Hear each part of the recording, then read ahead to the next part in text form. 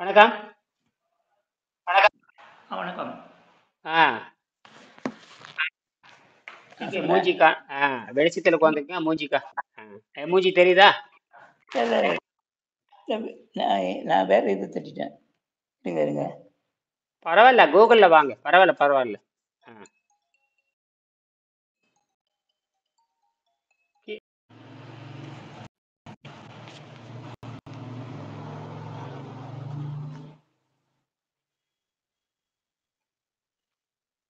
Okay. ம் ஆ okay. சட்டை நல்லா போட்டுக்குங்க. சட்டை நல்லா போட்டுக்குங்க. ஆன்லைன் இப்போ மூச்சு குறைஞ்சிருக்கு. குறைஞ்சிருக்கு. காலைல இப்போ சேர்த்தேன். ஆ இப்போ மூச்சு குறைஞ்சிருக்கு. மணி 11:30 மணிக்கு கொஞ்சம் மலம் போனேன். ஆ ஒரு எலுமிச்சிங்க அதில் பாதி அளவுக்கு ரொம்ப கல் மாதிரி இருந்துச்சு, வாடியாக இருந்துச்சு. ம் மூத்திரமும் முடிஞ்சு சரியான முறை. அதான் ஆடியோ பதிவு பண்ணல. நான் பதிவு பண்ணலான்னு நினச்சேன். அவ்வளோ போயிட்டு அது 20 நிமிஷம் உட்காந்தோன்னு தான் வந்துச்சு. கல் மாதிரி போயிட்டு வந்தோடனே கொஞ்சம் மூச்சு வாங்கிச்சு, கொஞ்சம் டயர்ட் ஆகிடுச்சு.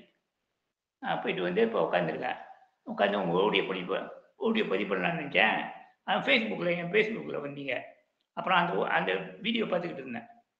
இப்போ தான் கால் பண்ணுறீங்க நீங்களும். சரியா? இப்போ மூச்சு கொஞ்சம் குறைஞ்சிருக்கு. கொஞ்சம் நல்லா இருக்குது உடம்பு. எனக்கு தெரிஞ்ச டிஃப்ரெண்ட் இருக்குது.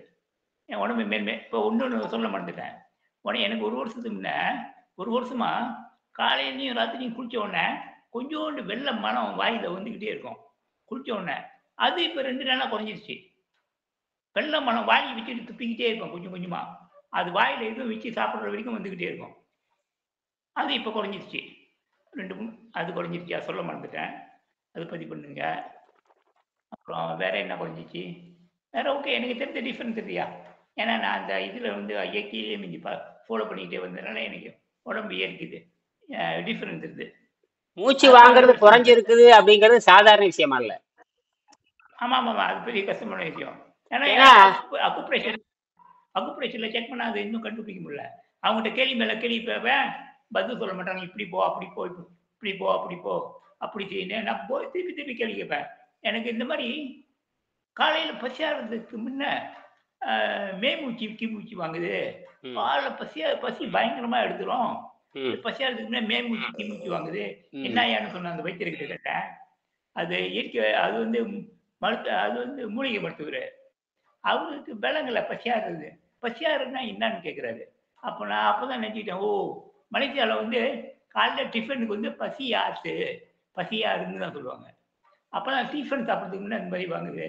அப்புறம் அவருக்கு பதில் சொல்ல தெரியல. அப்போ விட்டுட்டேன்.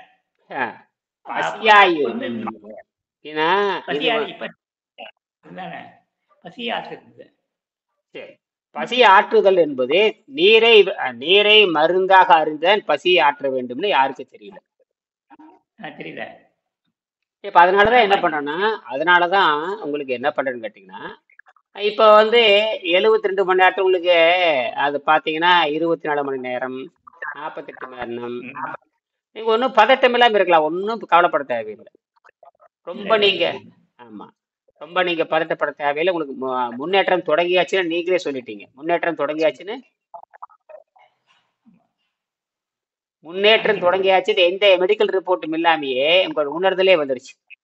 உங்கள் உணர்ந்தே சொல்ல மெடிக்கல் ரிப்போர்ட் முடிஞ்சதுன்னா அப்ப எடுத்து வச்சுக்கங்க. பிளட் யூரின் செக் பண்ணி வச்சுக்க. சிம்பிளா. அது 5 வருஷமா எனக்கு கிளினிக் ஆஸ்பத்திரிக்கெல்லாம் போக மாட்டேன். நீங்க என்ன சொல்றது செய்யுங்க. நீங்க சொல்றது செஞ்சீங்கன்னா உங்களுக்கு வந்து பெரிய ஒரு மாஸ்டர் ஆகலாம். உங்களுக்கான நீங்க மாஸ்டர் ஆகலாம். நான் வந்து அடுத்தவனுக்கு ப்ரூஃப் யாரு உங்க மாமே மச்சான் சொந்த சாரம் ரத்த லொசு மயிறு மட்டை மங்கானி இவனெல்லாம் இருக்கான்ல, இவனுக்கெல்லாம் காட்டணும் இல்லையா? மருத்துவர், இயற்கை மருத்துவர், செயற்கை மருத்துவர், அப்புறம் ஆங்கில மருத்துவர், எல்லா எல்லா சைத்தான இப்ளிஸ் எல்லாம் இருக்கானு இல்லையா? இவனுக்கெல்லாம் வந்து 5ஆம் அறிவு அடிப்படை கொண்டவனுங்க. 5ஆம் அறிவை அடிப்படை கொண்டவனுங்க. புரியுதா? புலன்களை தாண்டாதவனுங்க, பகுத்தறிவை பயன்படுத்தாதவனுங்க, புலன்களை தாண்டாதவனுங்க. நாம வந்து நமக்கு வாய் ருசியும் இருக்குது. நமக்கு வாய் ருசி எதை வச்சாலும் இனிக்கும். எல்லா சுவையும் நாம சாப்பிடலாம். நமக்கு இறப்பை இருக்கும், வேலை கொடுக்கலாம். பகுத்தறிவையும் பயன்படுத்திக்கிறோம், நுண்ணிய அறிவையும் பயன்படுத்துறோம். என்னது நுண்ணிய அறிவு? நுண்ணிய ம். நுண்ணிய அறிவு. யா. இதுக்கு பேரு இது பேரு சூப்பர் இன்டெலிஜென்ஸ் பேரு. Super intelligence. என்னது? Super intelligent. Intelligence. Super intelligence. Super intelligence என்னது பண்ண? சூப்பர் இன்டெலிஜென்ஸ் தான் யாரும் செய்ய முடியாததையும் செய்யும். யாரும் செய்ய முடியாததை செய்யும். அதுதான் சூப்பர் இன்டெலிஜென்ஸ். இப்ப அதை பத்தி பிசாச்சிட்டு இருக்காங்க. இப்ப வந்து ஜென்ரல் நாலேஜ் பத்தி பேசுறானுங்க, ஜென்ரல் இன்டெலிஜென்ஸ் பத்தி பேசுறானுங்க. ஜென்ரல் இன்டெலிஜென்ஸ் வந்து பிரச்சனையை தீர்வு காண முடியாது, ஆனால் சூப்பர் இன்டெலிஜென்ஸை வச்சு பிரச்சனைக்கு தீர்வு காண முடியுங்கிறது விவாதத்துல போயிட்டு இருக்குது. என்னது? விவாதத்துல போயிட்டு இருக்கு. நாம செஞ்சுட்டு இருக்கிறோம். நாம என்ன பண்ணிட்டு இருக்கிறோம்? நீ விவாதம் பண்ணிட்டே இரு, நாங்க செஞ்சுட்டு இருக்கிறோம். ஆமா ஆமா ஆமா ஆமா. அப்ப சுவாசம் வேலை செய்தனாவே உங்களுக்கு மூளை நரம்பு மூளை வேலை செய்ய ஆரம்பிச்சு, மூளை வந்து வேலை செய்ய ஆரம்பிச்சுன்னு அர்த்தம். அப்ப மூளையும் தண்டுவடம் வேலை செய்யும். எப்ப நீ பசித்தாகத்தை கட்டுப்படுத்துறீங்களோ, கட்டுப்படுத்துறீங்க, பிறவி நோயான பசித்தாகத்தை கட்டுப்படுத்தி அப்படி இருக்கிற உங்க உடம்புல 12 சிஸ்டம் சரியாகும். நம்ம உடம்புல 12 சிஸ்டம் இருக்கு. இவன் 11 தான் சொல்றான், 12 இருக்கு. அலோபதி அந்த பிரிட்டிஷ் முண்டங்கள் வந்து 11 தான் சொல்லுது. நம்ம 12 சொல்றீங்க. நாம 12 சொல்றோம். அதுக்கு ஒரு ஆப்டிக்கல் ஃபைபர் சிஸ்டம் சொல்லுவாங்க. நம்ம உடம்புல ஆப்டிக்கல் ஃபைபர் சிஸ்டம் இருக்கு. ஆப்டிக்கல் கண்ணாடி. Okay okay okay. ஆப்டிக்கல்னா கண்ணாடி. ஆப்டிக்கல் கிளாஸ், கண்ணாடி. ஓகே சரியா. கண்ணாடி மாதிரி நர்வ் சிஸ்டம் வந்து கண்ணாடி மாதிரி நர்வ் சிஸ்டம். ஃபைபர் ஆப்டிக்கல் ஃபைபர்னா கண்ணாடி நரம்பு, கண்ணாடி ஒளி. கேபிள்ல வருதுல, கேபிள் நெட்வொர்க்ல ஆப்டிக்கல் ஃபைபர் நடக்கு. கேபிள் நெட்வொர்க்ல இருக்குல்ல, கேபிள் நெட்வொர்க். அது வந்து ஷூட் பண்ணுது, வயர் இல்ல, ஷூட் பண்ணி தான் அந்த இதை எடுக்குது, சிக்னல் எடுக்குது. அதுக்கு பேரு கண்ணாடி நரம்பு, கண்ணாடி டியூப், கிளாஸ் டியூப். அதெல்லாம் கிளாஸ் டியூப். அது வந்து இது கிடையாது, காப்பர் கிடையாது. அதெல்லாம் காப்பர் டியூப் கிடையாது. அதாவது கிளாஸ் டியூப். அதுக்கு பேரு கண்ணாடின்னு சொல்றோம் இல்லையா, கண்ணாடிம்பாங்க, கிளாஸ்பாங்க. அது டெக்னிக்கல் நேம் வந்து ஆப்டிக்கல்னு பேரு. ஆப்டிக்கல்னா கண்ணாடி கண் கண்ணாடி போடுறோம் இல்லையா, கண் கண்ணாடி. அதுக்கு பேரு கண்ணாடி போடுறது ஆப்டிக்கல் தான். கண்ணாடிக்கு பேரு ஆப்டிக்கல் தான். கண்ணாடி தமிழ் சாதாரண கிளாஸ் டம்ளர் இல்லையா, இல்லையா செக்ஸ்ன்னு சொல்லுவான், கிளாஸ்ன்னு சொல்லுவான். ஆனால் அதுக்கு வந்து டெக்னிக்கல் நேம் வந்து ஆப்டிக்கல்.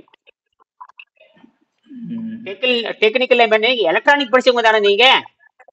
எலக்ட்ரானிக் படிச்சிருந்தா ஆப்டிக்கல் ஃபைபர் கேபிள் தெரியணும். என்னது?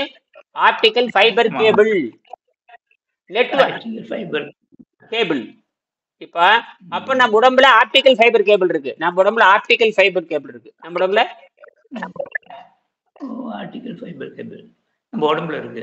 ஆப்டிக்கல் ஓபிடி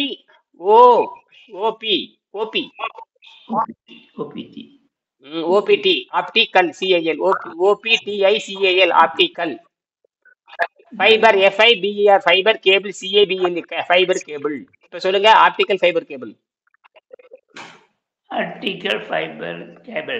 தமிழ்ல சொல்லுங்க பார்க்கலாம். நம்ம உடம்புல அந்த கண்ணாடி மாதிரி ஒளியாலை மாதிரி பாக்குற மாதிரி நரம்பு மண்டலம், கண்ணாடி நரம்பு மண்டலம். நம்ம உடம்புல கண்ணாடி மாதிரி நரம்பு மண்டலம் இருக்கு. அது எவனுக்கும் தெரியாது. இந்த ஆபரேஷன்ல கண்டுபிடிக்க முடியாது.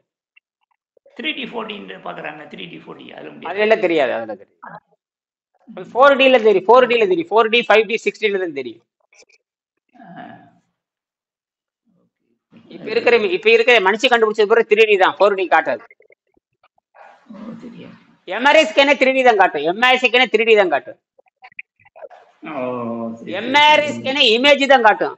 நாம கண்ணுல பாக்குற மாதிரி காட்டாது. இமேஜ் அப்படியே பச்சை, சிகப்பு, நீலம் அந்த மாதிரி வண்ணங்களை தான் காட்டுமே தவிர அப்படியே நாம கண்ணுல பாக்குற மாதிரிலாம் காட்டாது. நாம 2D ல பாக்குறோம், நாம 3D ல பாக்குறோம். நாம பாக்குற 3D வேற, எம்ஆர்ஐ ஸ்கேன் பார்க்குற 3D வேற. அது வந்து இமேஜா காட்டும், அப்படியே மேக மாதிரி காட்டும் எல்லாமே.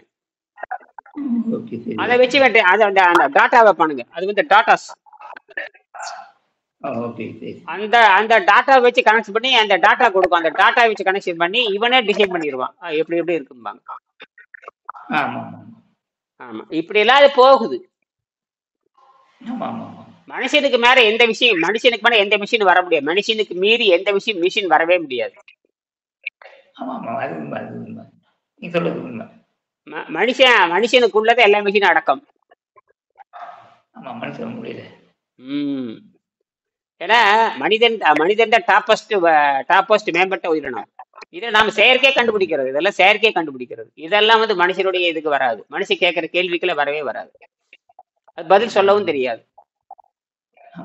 நீங்க வந்து செயற்கை கருவி வச்சு ஆரோக்கியத்தை கொடுக்க முடியுமான்னு கொடுக்க முடியாது. செயற்கை கருவி வச்சு ஆரோக்கியத்தை கொடுக்க அப்புறம் என்ன? இப்ப ஆரோக்கியம் எங்கிருந்து வருது? எந்த மருந்து மாத்திரையும் இல்லாம ஆரோக்கியம் வருது?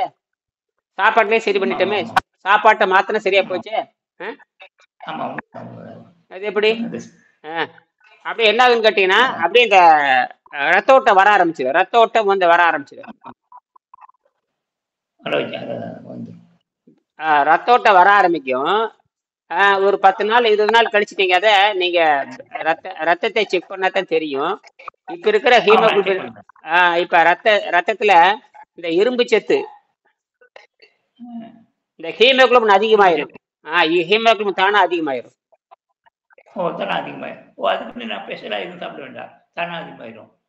தானாவே அதிகமா எல்லாமே தானாவே தயாரிக்கும். கொழுப்பு தயாரிக்கும், புரோட்டீன் தயாரிக்கும். கொழுப்பு புரோட்டீன் எல்லாமே தயாரிக்கும்.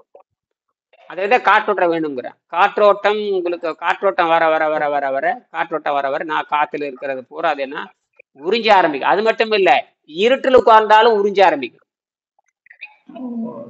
இருட்டில் உட்கார்ந்தாலும் உடம்பு உறிஞ்ச ஆரம்பிக்கும். இருட்டவே சக்தியை மாத்துது. இருட்டவே எனர்ஜியை மாத்தும்.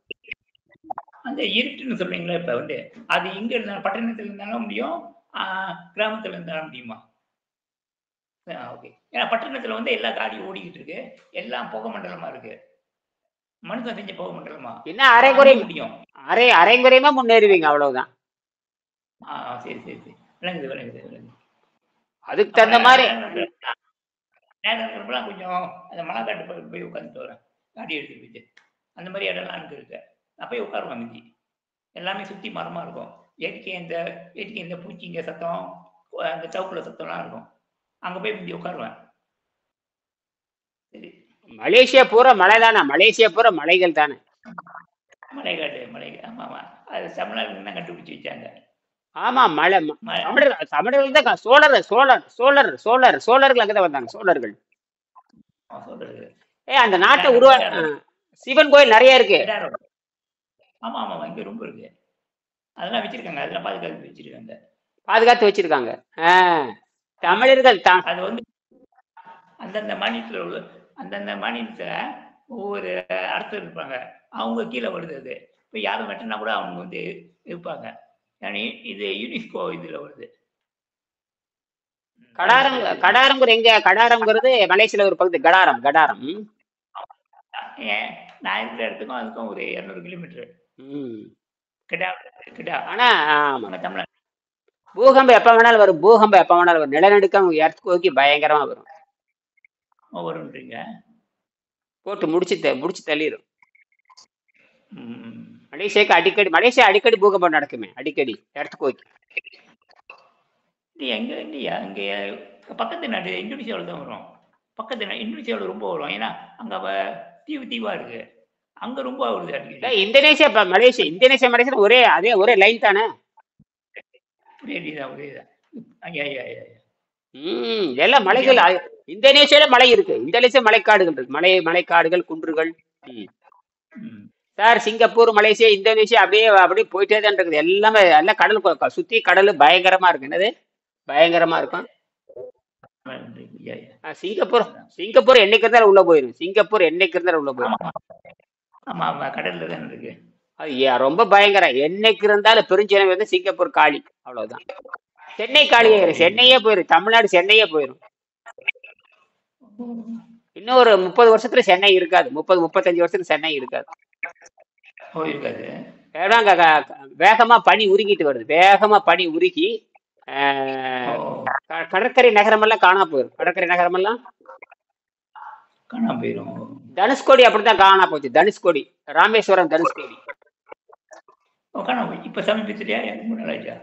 போயிடுச்சு. அது போய் 30-40 வருஷம் ஆச்சு. ஓகே அப்படியே பூம்புகார் காணா போச்சு. பூம்புகார் அது பூம்புகார் 15,000 ஆண்டாச்சு. பூம்புகார் கடல்ல போய் 15,000 ஆண்டாச்சு. இப்ப கட்டடமெல்லாம் இருக்கு. 15,000 ஆண்டுக்கு முன்னாடி கட்டடம், 15,000 ஆண்டுக்கு முன்னாடி கட்டடமெல்லாம் இருக்கு. 15,000 ஆண்டுகளுக்கு முன்பாக கட்டட செங்கல் கட்டடமே இருக்கு. அப்ப 15,000 ஆண்டுகளுக்கு முன்பாக தமிழர்கள் கண்டுபிடிச்சிட்டாங்க எல்லாத்தையும். அதுல இரும்பு கிடைச்சிருக்குது, காலுக்கு போடுற சிலம்பு கிடைச்சிருக்குது. 15,000 ஆண்டுகளுக்கு முன்பாக சிலம்பு கண்டுபிடிச்சிருக்காங்க. இப்ப கடலுக்குள்ள பூம்புகார் மூழ்கி இருந்த பொழுது அதுல இருந்த அந்த மக்கள் கால்ல தண்டை போட்டிருக்காங்க. தண்டை சிலம்பு, கால் தண்டை சிலம்பெல்லாம் போட்டிருக்காங்க. அதெல்லாம் கடல்ல கிடைச்சது. மூழ்கி எடுக்கிறப்ப அதுக்குள்ள இருந்து சிலம்பு எடுத்துட்டு வந்தாங்க. சிலம்பு அப்ப சிலம்பு எப்ப இருக்கு? 15,000 ஆண்டுகளுக்கு முன்பு மெட்டல். அப்போ உடனே அது அதிமூத்த நாகரிகம். அது கடல்ல போயிடுச்சு. இப்ப நாம வந்து புதிய ஆள்கள். அவங்க வந்து அட்வான்ஸ்டு சயின்ஸ். அவங்கலாம் நம்மள கூட அட்வான்ஸ்டு சயின்ஸ். இப்ப நம்ம ஒரு காட்டுக்குள்ள போறோம்னு வச்சுக்கோங்க. இப்ப நானே வந்து ஒரு காட்டுக்குள்ள போறேன். நான் வந்து நாகரிகம் அடைந்த மனிதன்கிறேன். அங்க பார்த்தா நாகரிகம் இல்லாத மனிதன் இருப்பான். அவன் காட்டுக்குள்ள இருந்து எந்த வேலையும் செஞ்சிருக்க மாட்டான். நான் நகரத்துல நிறைய கத்துக்கிட்டு போவேன். அப்புறம் அவனுக்கு ஒரே சமகாலத்துல தான் வாழுவோம். ஆனா அந்த சமகாலத்துல வாழ்ந்துட்டு இருப்பான். ஆனா காட்டுக்குள்ள போனா அவன் சாதாரண மனிதா இருப்பான். அவனுக்கு செல்போன் கிடையாது, ஒண்ணும் கிடையாது. புரியுதுங்களா? அந்த மாதிரி தான். அப்ப அவன் வந்து நாகரிகத்துல முன்னேறிய மாந்தன். அதாவது பழந்தமிழர்கள் நாகரிகத்துல முன்னேறிய மாந்தர்கள்.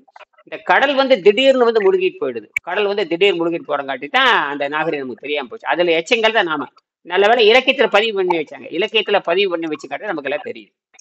அதே மாதிரி இந்த உடம்பை சுத்தம் பண்றது கூட மையன் கண்டுபிடிச்சதுதான். இடுப்பு சிறுத்து மார்பு பெருத்திருக்கணுங்கிறத மையன் கண்டுபிடிச்சது. எங்க உங்க ஸ்பீக்கர் சத்தம் வந்துகிட்டே இருக்கே. மூச்சு விடுறது சத்தம் இல்ல ஸ்பீக்கர் சத்தம். ஒளிபெருக்கி அந்த மைக்கு கொஞ்சம் ஆஃப் பண்ணுங்க. இங்க ஆஃப் பண்ணுவா, ஆன் பண்ணுவா. இது கரகர சத்தம் வந்துகிட்டே இருக்கு. அதான்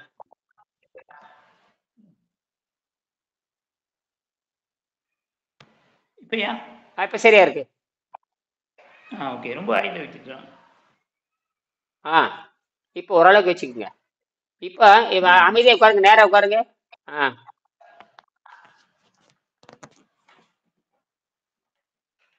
அதாவது உங்களை இன்னும் வந்து அமைதியா உட்கார விட மாட்டேங்குது இல்லையா? ஆமா, அது உண்மைதான். இப்பதான் இந்த கொஞ்ச நாள் அந்த மாதிரி இருக்கு. அது வந்து எனக்கு தெரியல. அந்த பெரிய ஸ்கிரீன்ல பார்க்கும்போது ரொம்ப இதா இருக்கு, குடும்பமா இருக்கு. போன்ல வந்து எவ்வளவு தெரியல. அதுதான் நீ பார்த்துட்டு எல்லாம் ஒரு மாதிரி ஆச்சரியப்படுறாங்க. இப்ப இந்த 3 நாள் 4 நாள் இருக்கிற துடிப்புல அந்த காரணம் வந்து உடம்பை எக்ஸசைஸ் பண்ண வைக்குது. அது உடம்பு வந்து என்ன பண்ணு, ஏதாவது பண்ணி இந்த உடம்பு வந்து அந்த ஆக்சிஜன் போய்க்குது, உள்ளுக்கு ஆக்சிஜனை போக்க வைக்கிறதுக்கு முயற்சி பண்ணுது. இப்ப நாம என்ன பண்றேன்? Natural oxygen. அப்ப நாம என்ன பண்றேன்? இந்த உணவு உள்ள இருக்கிற கார்பன் பூரா வெளியே எடுக்கிறோம். உள்ள இருக்கிற கார்பன் மெட்டீரியல் பூரா வெளியே எடுக்கிறோம். இந்த மாதிரி ஊனிட்டு ஒரு பெருமூச்சு இழுத்து விட்டுனாக்கா கொஞ்சம் நல்லா இருக்கு. இப்ப வந்து உங்க ரத்தத்துல அதிகப்படியா இருக்கிற கார்பன், அதிகப்படியான இருக்கிற உப்பு, அதிகப்படியான இருக்கிற நீர், இதெல்லாம் வெளியெடுக்கிறோம். அதிகப்படியா இருக்கிற கார்பன், அதிகப்படியா இருக்கிற உப்பு, அதிகப்படியான நீரை வெளியெடுக்கிறோம். அதிகப்படியா நீர் குடிச்சாதான். இது முன்னே எல்லாம் மருந்து எல்லாம் மூலிகைகளை கொடுத்துட்டு இருந்தாங்க. அதெல்லாம் வந்து ரத்தத்தை சுத்தப்படுத்தாது. குடலை சுத்தப்படுத்தும், ரத்தத்தை சுத்தப்படுத்தாது. ரத்தத்தை சுத்தப்படுத்துறது என்பது வேறு, குடலை சுத்தப்படுத்துற வேறு. கீரை வந்து குடலை சுத்தப்படுத்தும், ரத்தத்தை சுத்தப்படுத்தாது. தண்ணீர் மட்டும்தான் எல்லா பக்கம் சுத்தப்படுத்தும். அதான் நீங்க சொன்னீங்க வீடியோ பார்த்தேன். உங்க வீடியோ பார்த்தேன். இப்ப ரெண்டா பிரிக்கணும். நான் அது கொஞ்சம் ரத்த சுத்தம், குடல் சுத்தம். ரத்த சுத்தம், குடல் சுத்தம். ம். ஆமா நீங்க அந்த வீடியோல துணி கழுவும் போது நம்ம சோப்பத்தை தண்ணி ஊத்தி ஊத்தி தானே கழுவுறோம். ம். அதே இறச்சி பாத்திரத்தை வந்து எத்தனையோ தட்டி ஊத்தி கழுவுனா தான் போகுது. காய்கறி சமைச்ச பாத்திரத்தை 2 தட்டி கழுவுனாலே போயிடும். ம். நீங்க சொன்னதை ஆமா. நீங்க எலுமிச்சை பழத்தை நீங்க வந்து சாதாரண வரட்டி போட்டு பாருங்க. சும்மா சுடு தண்ணியில கொஞ்சோண்டு டீ தூள் போட்டு குடிச்சு போட்டுட்டு மறுபடியும் கழுவி பாருங்க. இப்படின்னா ஒரு நிமிஷத்துல கழுவிடலாம். ஓ ஆ. சுத்தமாயிருதே இல்லையே. ஏன்னா 10 வருஷத்துக்கு முன்னாடி எம்ஜிக்கு அப்படிஞ்சு உப்பு கொஞ்சோண்டு போட்டு ஒரு கிளாஸ்ல குடிச்சிட்டு இருப்பான் காலையில காலைல கொஞ்சோண்டு உப்பு போட்டு. அது தவிர ரைட் எல்லாமே இப்ப நான் கூட காலையில பால் டீ வந்து ரொம்ப தண்ணி ஊத்தி நிறைய பால் டீ போட்டு காலையில குடிச்சேன். அதே எனக்கு கெடுக்கும். அதே ரத்தத்துக்கு கெடுக்கும். நீங்க தான் சொல்லிட்டீங்கல்ல அது தண்ணியை குடிச்சிட்டு போயிடலாம. ஆமா. இப்ப காலையில பால் டீ போட்டு கடையில வாங்கிட்டு வந்து சும்மா வாங்கிட்டு வந்தாங்க. சும்மா என்ன பண்ணா கொஞ்சோன்னு இருந்தது போட்டு நான் வெளியூர்ல வந்திருக்கேன். அவ என்ன பண்ண சரி டீ தூள் போட்டு கொஞ்சம் போட்டு தண்ணி நிறைய ஊற்றி ஒரு நம்ம காலையில தான் எனக்கு சாப்பாடே காலையில தான் சாப்பிட்டாச்சு. சும்மா உட்காந்துருக்குறேன். பேசிட்டு இருக்கிறேன். 2 கிளாஸ் நடத்தேன். Singapore class. அப்புறம் காலையில ஏன் வரல வேலை இருந்ததா சாப்பிட போயிட்டீங்களா காலையில 7:30 வந்து சமைச்சிட்டு இருந்தேயா அவங்க எல்லாம் வெட்டி வச்சுட்டாங்க. நான் சமைச்சிக்கிட்டு இருந்தேன். சமைச்சு முடிக்க 8 மணி ஆச்சு. அப்புறம் போய் குளிச்சுட்டு வந்து 9 மணிக்கு தான் சாப்பிட்டேன். சாப்பிட்டுட்டேன். அது 6 மணிக்கு கொஞ்சம் தண்ணியும் கருப்பட்டியும் போட்டு கடிச்சிக்கிட்டே போயிட்டேன். ஏன்னா எனர்ஜி பஸ்ல போய் அங்க நின்றுக்கிட்டு வேலை செய்யறதுக்கு தான் எனர்ஜி பஸ்ல கருப்பட்டியும் கொஞ்சம் தண்ணியும் வாயில போட்டு மென்னுக்கிட்டு கடிச்சிக்கிட்டே போயிட்டு அதெல்லாம் சமைச்சு முடிச்சுட்டு 8 மணிக்கு தான் வந்து குளிச்சுட்டு சாப்பிட்டுட்டு 8:30 மணிக்கு 9 மணிக்கு உங்களுக்கு 9:45 உங்களுக்கு ஓடி வச்சேன். சரி சரி. அப்ப நோயற்ற வாழ்வே குறைவற்ற செல்வம் அப்படிங்கிறது இந்த நீர் மருத்துவம் அவசியம். சரி. இந்தியாவில் வந்து ஒரு பெரிய தொழிலதிபர் இருக்காரு. தமிழ்நாட்டுல மிகப்பெரிய தொழிலதிபர். அவர் என்ன சொல்றாரு? அவர் தான் இந்த புத்தகத்தை தெரிச்சு கொடுத்தாரு. அவர் பேர் ஏபிடி மகாலிங்கம். இந்தியாவில் பெரிய தொழிலதிபர் ஏபிடி மகாலிங்கம். பெரிய தொழிலதிபர். பெரிய தொழிலதிபர் புரியுதுங்களா? கரும்பு சர்க்கரை ஆலை மட்டும் 2-3 சர்க்கரை ஆலை இருக்கு. கரும்பு சர்க்கரை ஆலை சக்கரை சுகர் ஃபேக்டரி மட்டும் 3-4 இருக்கு. இப்ப சுகர் ஃபேக்டரி 4-5 இருந்தா எவ்வளவு பெரிய பணக்காரர் இருப்பாரு? சுகர் இல்லைன்னா இந்த நாட்டு நடக்காது. எல்லாம் உலகத்துக்கே இந்தியாவில சுகர் சப்ளை பண்ணுது. அந்த மாதிரி சுகர் ஃபேக்டரி வச்சு எங்க ஊர்ல 2 சுகர் ஃபேக்டரி. எங்க ஊர்ல 2 சுகர் ஃபேக்டரி இருக்கு.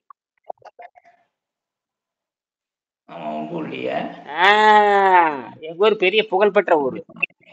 காவிரி ஆறு பவானி ஆறு. காவேரி ஆறு பவானி ஆறு ரொம்ப ஃபேமஸ். அதுலயே 2 அந்த ஆறு இல்லைன்னா சுகர் ஃபேக்டரி வைக்க முடியாது. ஆறு எங்க இருக்கு அங்க சுகர் ஃபேக்டரி வைப்பாங்க. ரிவர் இல்லைன்னா சுகர் ஃபேக்டரி நடக்காது. தண்ணி வேணுமே. கழுவருக்கு போறதுக்கு வர்றதுக்கு எல்லாத்துக்கும் தண்ணி தான். தண்ணி இல்லை அந்த கழிவு பூரா அதுல எடுத்து விட்டுருவாங்க. ஆறு நாசமா போயிடும். ஆறு நாசமா போயிடும். என்ன பண்ற? ஒரு பக்கம் நல்லது நடக்கும், ஒரு பக்கம் கெட்டது நடக்கும். சுகர் எல்லாரும் சுகர் சாப்பிடுவோம். அந்த மாதிரி சுகர் ஃபேக்டரி வச்சிருக்கு. சரி அதெல்லாம் இருக்கு. அவர் என்ன சொல்றாருன்னா அவர் என்ன சொல்றாருன்னு கேட்டீங்கன்னா இதை வந்து கொடுத்துட்டு இதுக்கு இந்த உணவில்லாமல் வாழும் கலை புத்தகத்துக்கு கருத்து எழுதுறாரு. உணவில்லாமல் வாழும் கலைக்கு வந்து அவர் வந்து என்ன பண்றாரு? முன்னுரை வழங்குறாரு. முன்னுரை. ஒரு தொழிலதிபர், மிகப்பெரிய பேரறி அறிவாளர், தமிழை வளர்ப்பதில் அக்கறை கொண்டவர், தமிழிலிருந்து பிறந்த சமஸ்கிருதத்தில் இருக்கிற சமஸ்கிருத மேல் அக்கறை உடையவர், தமிழ் மேல் அக்கறை உடையவர், சமஸ்கிருத அக்கறை உடையவர். சரிங்களா? இது பல கோயில்களுக்கு உதவி செஞ்சிருக்காரு. இந்தியாவில் இருக்கிற பல கோயில்கள், சிவன் கோயிலுக்கு போற நிறைய கோடிக்கணக்கில் பணம் கொடுப்பாரு. சிவன் கோயிலுக்கெல்லாம் கோடிக்கணக்கில் பணம் கொடுப்பாரு. எத்தனை எவ்வளவு கொடுப்பாரு? சரி. இவர் பேரே மகாலிங்கம். இவர் பேரே மகாலிங்கம். கொஞ்சம் பக்தியான. ஆமா. அதனால லிங்கம் எங்க இருக்குது அங்கே பணம் கொடுப்பாரு. லிங்கம் எங்க இருக்க பழங்கால கோயில் சோழர்கள் பூரா கோடிக்கணக்கில் பணம் கொடுப்பாரு. கோயம்புத்தூர் சொந்த ஊர் கோயம்புத்தூர். பொள்ளாச்சி கோயம்புத்தூர். கோயம்புத்தூர் பெரிய கோவை கோயம்புத்தூர். ஜிடி நாயுடு பிறந்த ஊர். ஜிடி நாயுடு பெரிய சயின்டிஸ்ட் அவர். தாமஸ் ஆல்வா எடிசன் மாதிரி, தாமஸ் ஆல்வா எடிசன் மாதிரி GD Naidu. GD Naidu is one of the greatest scientist. ஆமா, அவரோட அறிவு வந்து பேரறிவு. ஜிடி நாயுடு அறிவு வந்து பேரறிவு. அவரே 75 கண்டுபிடிச்சாரு. 75 கண்டுபிடிப்பு, பள்ளிக்கூடமே போகாதவர். ஆனா அவர் கண்டுபிடிச்சது பார்த்தீங்கன்னா பிரம்மாண்டமா இருக்கு. பள்ளிக்கூடமே போகாத. ஓகே. தாமஸ் ஆல்வா எடிசன் பள்ளிக்கூடமே போகலையே. தாமஸ் ஆல்வா எடிசன் ஆமா ஆமா ஆமா, அது படிச்சேன் ஆர்டிக்கல் படிச்சேன். அப்புறம் அவர் தான் அமெரிக்காவில் இருக்கிற பெரிய விஞ்ஞானி. அவரு தான். அவரு தான் பல்பை கண்டுபிடிச்சார். பல்பு டிசைன் பண்ணது எல்லாம் சாதாரண விஷயமா? பல்பு கண்டுபிடிக்கலன்னா ஒண்ணுமே நம்ம உலகமே குருட்டா இருந்திருக்கு. பல்பை மட்டும் கண்டுபிடிக்கல அப்படின்னா உலகமே குருடா தான் இருந்திருக்கு. அந்த மின்சாரத்தை ஒளியா மாத்துறது, மின்சாரத்தை ஒளியா, அதாவது டைனமோ கண்டுபிடிச்சாச்சு. இவரு அந்த டைனமோ கண்டுபிடிச்ச அவர் பேர் என்ன? அவர் பேரு டைமண்டை கண்டுபிடிச்சாரு. அவர் பேர் என்ன? விஞ்ஞானி பேர் என்ன? டைனமோ கண்டுபிடிச்சாரு. எலக்ட்ரானிக்ஸ் படிச்சிருக்கிறீங்க, எலக்ட்ரிக்கல் படிச்சவங்க. அவர் தானே இவரை கண்டுபிடிச்சாரு. அவரு எலக்ட்ரிக்கல் கண்டுபிடிச்சாரு. நான் டக்குன்னு சொல்றேன் பாருங்க. Michael Faraday. என்ன Michael Faraday? Michael Faraday. Michael Faraday எலக்ட்ரிசிட்டியை கண்டுபிடிக்கிறார். ஆர்டிபிஷியல் எலக்ட்ரிசிட்டி, செயற்கை மின்சாரத்தை கண்டுபிடிச்சது அவருதான். எலக்ட்ரிசிட்டிங்கிறது இயற்கையா இருக்குது. அது செயற்கையை எப்படி கண்டுபிடிக்கணும்னு கண்டுபிடிச்சாரு. டைனமோ கண்டுபிடிச்சு டைனமோ டிசைன் பண்ணாரு. டைனமோவை மைக்கேல் ஃபாரடே. அந்த எலக்ட்ரிசிட்டியில இருந்தது பல்பை கண்டுபிடிச்சாரு தாமஸ் ஆல்வா எடிசன். அதுக்கப்புறம் டெஸ்லா வந்தாரு. நிக்கோலா டெஸ்லா வந்தாரு. டெஸ்லா வந்து என்ன கண்டுபிடிச்சாருன்னு கேட்டீங்கன்னா, ஆல்டர்னேட்டிவ் கரண்ட் கண்டுபிடிச்சாரு. Direct current, alternative current. Dynamo current கண்டுபிடிச்சாரு. டைனமோ கரண்ட் கண்டுபிடிச்சது பாத்தீங்கன்னா இவரு தான். டைனமோ கரண்ட் கண்டுபிடிச்சது பெருசா கண்டுபிடிச்சது டெஸ்லா. டிசி கண்டுபிடிச்சது யாருன்னு கேட்டீங்கன்னா இவரு Thomas Alva Edison. DC, direct current, battery design பண்ணியிருக்காங்க. அதுக்கு முன்னாடி நிறைய பேர் பேட்டரி டிசைன் பண்ணாங்க. அப்புறம் Thomas Alva Edison battery design பண்ண. அவர் 1000 கண்டுபிடிச்சார். 1000 கண்டுபிடிப்பு கிட்டே யாரும் நெருங்க முடியாது. நம்ம ஒண்ணு கண்டுபிடிக்கிறது இந்த காலம் போடுறோம். அப்ப 1000 கண்டுபிடிச்சார். 1000. உலகின் பல்வேறு வகையான உயிரினங்கள் தோன்றுகின்றன. இன்னும் சத்தம் வந்துகிட்டே இருக்கு. சில காலம் அவை வாழ்கின்றன. பின்னர் ஒன்றும் இல்லையா சத்தம்? வீட்டில் ஒன்றும் இல்லையா? யாரும் இல்லையா? அப்பா தான் படுத்துருந்தாங்க, வெளியே போயிருக்காங்க. ஸ்பீக்கர் சத்த கரம்பரன்னு வந்துகிட்டே இருக்கு. உலகில் பல்வேறு வகையான உயிரினங்கள் தோன்றுகின்றன. முடிச்சுக்கலாம், 5 நிமிஷம். தோன்றுகின்றன. சில காலம் அவை வாழ்கின்றன. பின்னர் எங்க மைக் ஆன் பண்ணுங்க பார்க்கலாம். மைக் ஆஃப் பண்ணுங்க. உங்களுக்கு அப்படியே இருங்க, கவனிங்க. நல்லா இருக்கு. அப்படியே கவனிங்க. உலகில் பல்வேறு உயிரினங்கள் தோன்றுகின்றன. அவை வாழ்கின்றன. இப்ப போட்டு பாருங்க, இப்ப ஆன் பண்ணி பாருங்க. அவை வாழ்கின்றன, பின்னர் அழிகின்றன. இந்த உயிரினங்களில் மேம்பட்ட உயிரினமே மனித இனம். இதுல எல்லாத்துக்கும் மேம்பட்டது மனித உயிரினம் தான். சரி, ஏனைய உயிரினங்களை விட உயர்வாக மனிதன் ஆறறிவு பெற்றுள்ளான். ஆறுள்ளது பெற்றதால் மேம்பாடு உள்ளவனாக கருதப்படுகிறான். கல்வி அறிவு பெறுகின்றான். அப்புறம் மனிதன் வகையான விஞ்ஞானம் வளருவதற்கு தன் அறிவை பயன்படுத்துகின்றான். அதன் பயனாக தன் வாழ்வை செம்மைப்படுத்திக் கொள்கிறான். வசதியுடன் வாழ முனைகிறான். என்றாலும் அன்றாட வாழ்வில் மனிதன் நாள்தோறும் போராட்டங்களை சந்திக்கின்றான். இந்த போராட்டங்களுடனே தனது வாழ்க்கையை நடத்த வேண்டிய கட்டாயம் தள்ளப்படுகின்றான். குழந்தைகளை வளர்க்க, கல்வி அறிவை கற்பிக்க, வீடு கட்ட, இல்லற விடுதி நடத்த, இன்பங்களை தூய்க்க ஆக எல்லாவற்றிற்கும் மனிதன் போராட வேண்டியுள்ளது. கேக்குதா? போராட வேண்டியுள்ள. ஆனால் எல்லாத்தையும் பண்றான்.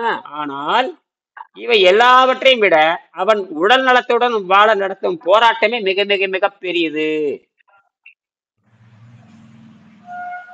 எல்லாத்தையும் முடிச்சுக்கிற வசதி வாய்ப்பு எல்லாம் நீங்க வச்சுக்கிறீங்க. நாகரிகத்துல நீங்க பயங்கரமா இருக்கிறீங்க. பன்னீர்செல்வம் நாகரிகத்துல எல்லா மிஷின் வச்சிருக்கிறீங்க, எல்லா கறியும் வச்சிருக்கீங்க, எல்லா மிஷினும் வச்சிருக்கிறீங்க, எல்லா அறிவியல் எலக்ட்ரானிக்ஸ் வச்சிருக்கிறீங்க. ஆனா என்ன மட்டும் இல்ல, ஒன்னே ஒண்ணு மட்டும் தான் இல்ல. என்ன இல்ல? ஆரோக்கியம் மட்டும் இல்ல. ஆரோக்கியம் மட்டும் இல்ல. நாகரிகத்துல முன்னேறிட்டு ஆரோக்கியத்துல பின்னோக்கி போயிட்டீங்க. நாகரிகத்துல முன்னேறிட்டு உங்க நாட்டுடைய முதல்வருக்கு இப்படித்தான், உங்க நாட்டு பிரதமருக்கு இந்த லட்சணத்துல தான் இருக்காரு, எங்க நாட்டு பிரதமர் இந்த லட்சணத்துல இருக்கு, உலகத்துக்கு எல்லா எல்லா மனிதனும் இந்த லட்சணத்துல இருக்கான். ஆரோக்கியம்ல என்னன்னு தெரியாம விமானத்துல போறது, ஹெலிகாப்டர்ல போறது எல்லாம் பண்ணிட்டு இருப்பானுங்க. ஆனா ஆரோக்கியத்துல ஆஸ்பத்திரிக்கு போயிட்டு இருப்பானுங்க. ஆரோக்கியத்துல அப்புறம் ஆஸ்பத்திரிக்கு போறவங்க முட்டாள். எதே வெளியே அடிபட்டு வெளி காயம் ஏற்பட்டுனா பரவாயில்ல, உள்ள பிரச்சனை ஏற்பட்டு ஆஸ்பத்திரிக்கு போறான்னு அப்புறம் அறிவியல் என்ன அர்த்தம்? பிரச்சனை உள்ளுக்குள்ள, பிரச்சனை உனக்குள்ளதான் இருக்கு, உனக்குள்ள பிரச்சனை இது இருக்கு இல்லைன்னா அப்புறம் உனக்கு அறிவியல் என்ன அர்த்தம்? தன் பிரச்சனையை தான் தீர்ப்பதற்கு அறிவு, தன் பிரச்சனையை தான் தீர்ப்பதற்கு பயன்படுத்தல அப்புறம் என்னக்கு அறிவு? உன் பிரச்சனையை நீயே தீர்க்க முடியாது, அவன் உன் பிரச்சனையை அடுத்தவங்க எப்படி தீர்க்க முடியும்? அவனுடைய பிரச்சனை தீர்ப்பதான் வேலை இல்ல, உன் பிரச்சனையை அடக்கி வைக்கிறதுக்கு தான் பார்க்கணும் தவிர உன் பிரச்சனையை தீர்ப்பதற்கு அவனுக்கு தெரியவே தெரியாது. அவன் வேறு நீ வேறு. அவங்க அப்படி பார்த்தா உங்க பிரச்சனையை தீர்த்துருக்கணும். எல்லாருமே வைத்தியம் கொடுத்துருக்கானுங்க, மூலிகை கொடுத்துருக்கானுங்க. மூலிகை வைத்தியம் பார்த்தாச்சு, அலோபதி வைத்தியம் பார்த்தாச்சு, அப்புறம் யுனாடி ஆயுர்வேத சித்தா யுனாடி எல்லாம் பார்த்தாச்சு. எல்லாது நீங்க பார்க்காத வைத்தியமே கிடையாது. 65 வயசுல எத்தனை வயசு எல்லாம் ஏதாவது தீர்ந்துச்சா? அப்படி எப்படி இந்த 3 நாள் இம்ப்ரூவ்மெண்ட் வருது? எப்படி இந்த 3 நாள்ல வந்தது? 13 வயசுல என்னை போய் மண்ணு உள்ள புதைச்சி வச்சு, என்னை எங்க அப்பா மணல்ல புதைச்சி வச்சு அங்க 3 மணி நேரம் வச்சிருப்பாரு வெயில்ல. அப்படி கூட சரியா வரல. இப்பதான் வருது இதெல்லாம். 20,000 ஆண்டுக்கு அப்புறம் இப்பதான் வருது. எத்தனை ஆண்டு? 20,000 ஆண்டுக்கு அப்புறம் வருது.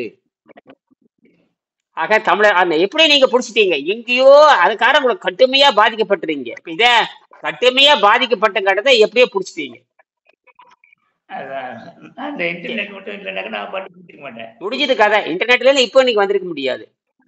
இப்ப நீ 6 மாசத்துக்கு அப்புறம் சுறுசுறுப்பா இயங்கினாலும் மற்றவனுக்கு பூரா திருன்னு முடிச்சுட்டு இருப்பானுங்க. மற்ற திருட ஆடு திருடிய கள்ள மாதிரி முடிப்பானுங்க, ஆடு திருடிய கள்ளன் மாதிரி முடிப்பானுங்க. எப்படி இருந்தாலும் நல்லா ஆச்சு, அங்கதான் இருக்கு. அந்த 2 வீடியோ நீங்க பதிவு பண்ணது நல்லதா போச்சு. அதுக்கு உதாரணம் போதும், வீடியோ பார்த்தாலே போதும். எல்லாம் ஆரம்பத்துல அப்படித்தான் இருக்கும். ஆரம்பத்துல பயமா இருக்கு, அப்புறம் இதே போக உங்களை மாதிரி 1000 பேர் இருக்கான், கோடிக்கணக்கான பேர் உங்களை மாதிரி இருக்கான். நீங்க உங்களை வச்சு எடை போடக்கூடாது. நீங்க உங்களை வச்சு எடை போடக்கூடாது. எல்லாரும் இப்படித்தான் என்று எடை போடணும். நம்மள மட்டும் இல்லப்பா, நம்மள மாதிரிதான் எல்லாரும் இருக்கிறாங்க. ஏன்னா யாரும் கேள்வி கேட்கவே மாட்டாங்கன்னா இப்படித்தான் நமக்கு தெரிஞ்சு போச்சு. இப்ப இல்ல, எனக்கு 25 வருஷம் கிட்ட யாரும் பேச மாட்டாங்கன்னா யாரும் தொடர்பே கிடையாது. எனக்கு 99 விழுக்காடு யாரோடும் தொடர்பில்லை. 99 விழுக்காடு எனக்குதான். எனக்கு படிக்கிறதா வேலை, இந்த வேலை படிக்கிறதா என்ற வேலை. படிக்கிறது செயல்படுத்துறது படிக்கிறதான வேலை. சாக வரைக்கும் படிக்க வேண்டியதுதானே. அப்புறம் அதுதான் அறிவு. அறக்குற அறிவு வச்சுக்கிட்டு அதை படிச்சுதான் இந்த மாதிரி உங்ககிட்ட பேசிக்கிட்டு இருக்கேன். இப்ப நான் ஸ்கூலுக்கே போவேன், அறக்குற அறிவு தான். நானும் ஒரு மனிதன் உங்ககிட்ட பேசிக்கிட்டு இருக்கேன். நானும் சாதாரண எஸ்எஸ்எல்சி படிச்சேன். நான் ஒரு 12 வருஷம் பள்ளிக்கூடத்துல படிச்சிருக்கேன், 12 வருஷம் படிச்சிருக்கேன். அவ்வளவு ஒண்ணுக்கு ஆகாத படிப்பு, தண்ட படிப்பு. 12 வருஷம் தண்டம். எழுத்து கூட்டி படிக்க தெரிஞ்ச அவ்வளவுதான். எழுத்து கூட்டி படிக்க தெரிஞ்சேன் அவ்வளவுதான். எழுத்து கூட்டி படிக்க தெரிஞ்சேன். தமிழ் நல்லவே, என்னுடைய மொழி இயற்கையான மொழி தமிழ் மொழி இருந்தங்காட்டி தப்பிச்சுட்டேன். வேற தாய்மொழி இருந்ததுன்னா முடிஞ்சது கதை. எனக்கு வேற தாய்மொழி தான் எனக்கு இந்த அறிவு வந்திருக்காது. நல்ல வேலை நான் தமிழ்ல பிறந்ததுக்கு நான் இயற்கைக்கு நன்றி செலுத்தணும். தமிழ்ல பிறந்ததுக்கு இயற்கைக்கு நன்றி செலுத்தணும். ஏன்னா உலகத்தில் இயற்கை மொழி தமிழ் மொழி. இயற்கை மொழி தமிழ் மொழி அன்னைக்கு சொல்லிட்டு இருந்தீங்க. ஏற்கனவே படிச்சேன் அது. ஆமா, ஓசையில இருந்து வந்தது நம்ம மொழி. ஓசையில இருந்து வந்தது. ஆ ஊ அடிப்படை. ஆ உ இம், ஆ உ ஆ உ ஆ உ இது அடிப்படை. ஆ ஊமா ஆ ஊமா ஆ ஊமா ஔ ஔ ஔ ஓம்னு மாறிடுது. அவ்வளவுதான். ஆ ஊமா ஓம்னு மாறிடுது. ஆமாய்யா. அப்புறம் 2வது மொழி வந்து சமஸ்கிருதம் நீங்க. ஏற்கனவே ஒரு வீடியோல நான் பார்த்தேன். 2வது மொழி சைனீஸ் மொழின்றானுங்க. அது வந்து வாழ்வியல் மொழியா இருக்கு. இன்னைக்கு அது வந்து பார்த்தீங்கன்னா சைனாக்காரன் படிச்சுக்கிட்டு இருக்கிறான். ஆனா யாரும் படிக்க முடியாது. அவன் மட்டும் படிச்சுட்டு இருக்கிறான். அது வந்து பார்த்தீங்கன்னா பல மொழிகள் அழிஞ்சு போச்சு. சைனா மொழி உயிர் வாழ்ந்துட்டு இருக்குது. சமஸ்கிருதம் அழிஞ்சு போச்சு இல்லையா? ம். ஆமா, ஆமா, ஆமா. சமஸ்கிருதம் அழிஞ்சு போச்சுங்கிறத விட அது வந்து வெறுமனே சத்தத்துக்கு மட்டும் தான் பயன்படுது. அது வந்து எப்படின்னா யோகிகளை கூப்பிடுவதற்காக பயன்படுத்தப்பட்டது. யோகிகள் தமிழிலிருந்து பிறந்த மொழிதான். தமிழிலிருந்து பிறந்த மொழி, சித்தர்களால் வளர்க்கப்பட்ட மொழி. அது வந்து அது வந்து ஏமாற்றுக்காரர்கள் பயன்படுத்துவாங்க. ஏமாத்துறவங்க தமிழ் சமஸ்கிருதத்தை பயன்படுத்துவாங்க. ஏமாற்றுக்காரர்கள் தமிழையும் பயன்படுத்துவாங்க. உங்களை ஏமாத்துறதுக்காக தமிழையும் பயன்படுத்துவாங்க. உங்களை ஏமாத்துறதற்காக சமஸ்கிருதத்தையும் பயன்படுத்துவாங்க. அது வேற. ம். நீங்க மொழி பேசினா ஏமாந்துருவீங்க. ஆமா, ஆமாங்க. அவங்க வியாபாரம் பண்றதுக்கு தான் அவன் பேசுறான்னு உங்களுக்கு புரியல. வியாபாரம் பண்ணுவதற்காகத்தான் அந்த மொழியை அவன் பயன்படுத்துகிறான் அப்படின்னு அர்த்தம். ஒரு மொழியில் இருக்கிற அறிவை புரிந்து கொள்றது என்பது வேறு, ஒரு மொழியை வைத்து ஏமாற்றுவதல் என்பது வேறு. என்னது? ஒரு மொழி அறிவை புரிஞ்சுக்கிறது வேறு, ஏமாத்துறது வேறு. இன்னைக்கு 99 பேர் மொழியை வச்சு ஏமாத்திட்டு தான் இருக்கான். மொழியை வச்சு ஆமா, ஏமாத்திட்டு தான் இருக்காங்க. நமக்கு தேவை அறிவியல் தான். நமக்கு தேவை அறிவு. அதான் எப்பொருள் யார் யாரவே கேட்பினும் அப்பொருள் மெய்ப்பொருள் காண்பது அறிவு. தமிழ்லையும் புராண கதைகள் இருக்கின்றன, சமஸ்கிருதத்திலும் புராண கதைகள் இருக்கின்றன. என்னது? தமிழ்லையும் புராண கதைகள் இருக்கிறது, சமஸ்கிருதத்திலும் புராண கதைகள் இருக்கிறது. தமிழ் புராண கதை எக்கச்சக்கமா இருக்குது. ஆனால் தமிழ் என்னன்னு கேட்டீங்கன்னா அது இயற்கையை பெரும்பாலும் தமிழ் இயற்கையை அடிப்படையாக கொண்டது. தமிழ் சித்தாந்தம் அனைத்தும் இயற்கை அடிப்படையாக கொண்டது. ஆராய்ந்து பார்த்து கண்டுபிடித்து கூறும்.